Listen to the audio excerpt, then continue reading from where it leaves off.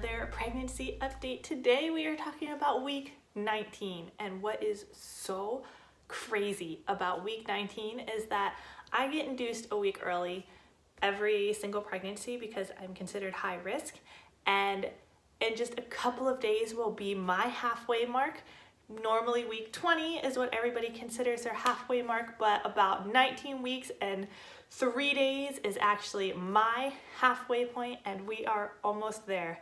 That is crazy. So in week 19, baby is 6 inches long and weighing about 8.5 ounces. For common symptoms at week 19, there is dizziness, leg cramping, hormone problems, headaches, and a few others. But what has my week 19 been like? Week 19 has brought back a lot of headaches, and I don't know if it's from necessarily the pregnancy or if it's from the sleeping or what is going on, but oh my gosh, I've been having headaches almost every single day, all day. I did end up going to my chiropractor, and I did have some weird things going on in my neck that was causing some tension, but it didn't really help my headache. So I'm really starting to think that the headaches are from the pregnancy and just from everything freaking out. Now, around this time, your body starts to produce a chemical called relaxin, which starts to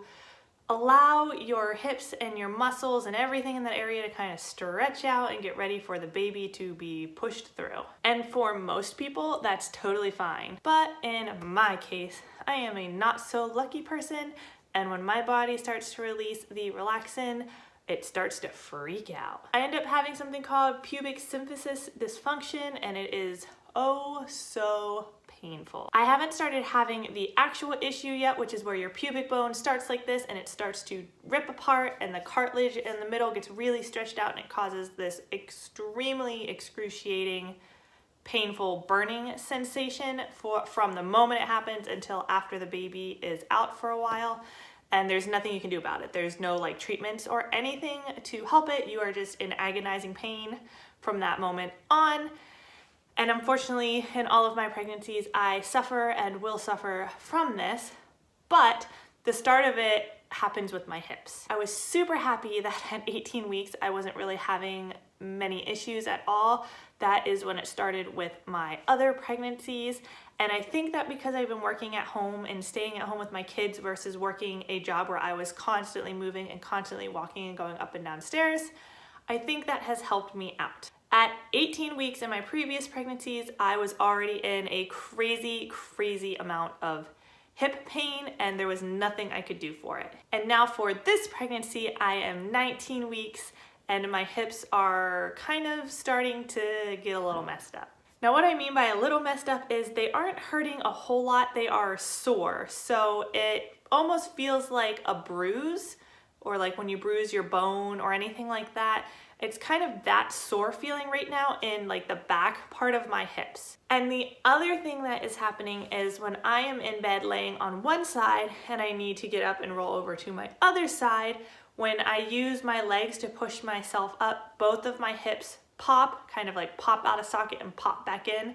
So I basically just sound like a glow stick as I'm rotating around in bed. It's just like crack, crack, crack, crack, and then we're good. The popping and everything, it doesn't really hurt. It's just more annoying than anything. I ended up getting my results just yesterday for the neural tube defects and all of the different kind of tests that test for Down syndrome and Edwards syndrome.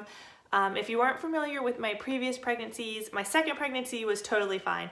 My first pregnancy, they actually thought she may have Edwards syndrome, which means that she would either pass away before she was born, pass away like during birth, or that she would pass away shortly after she was born. Thankfully, she didn't have it, and we were able to rule all of that out, but she had some indicators in her brain that she may have Edwards syndrome. And thankfully, when they checked out her heart really well, there weren't any issues with her heart. Usually they'll see like holes in the heart or something like that. And then I also had genetic blood work done where they draw my blood and they test it, and that came back negative. And so we had the test performed again in the second pregnancy and then in this pregnancy as well. And our ultrasound and our blood work came back at a 2 to 3% chance, which is like normal.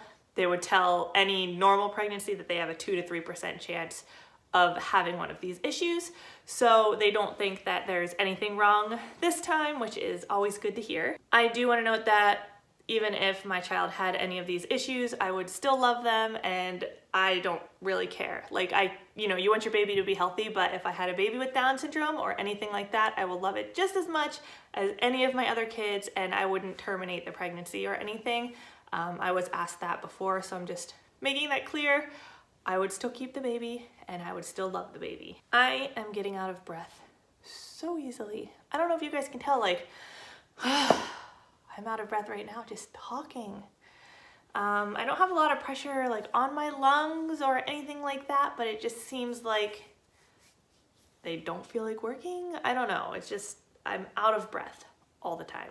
I don't currently have any food cravings or food aversions that I can think of. It's just kind of my normal diet, eat whatever I feel like eating, and that's really about it.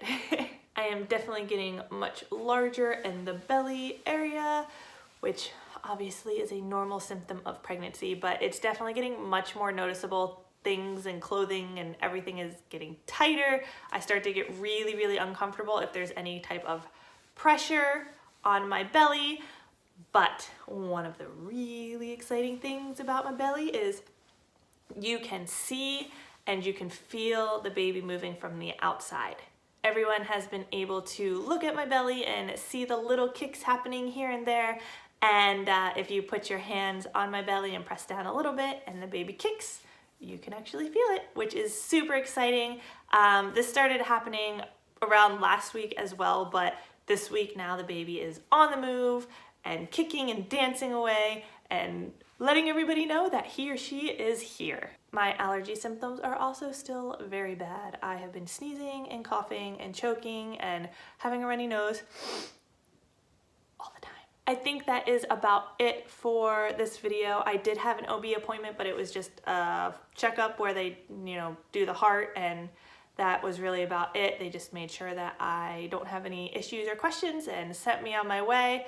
I got the blood work for the Down syndrome done, and that was kind of about it. I have an ultrasound on February 11th. That will be our anatomy scan. We are not finding out the gender. We didn't find out the gender with our other two, and so we've decided we're just not finding out the gender with this one either. So we currently have 2 girls, and maybe we'll have a 3rd girl, maybe we'll have a boy.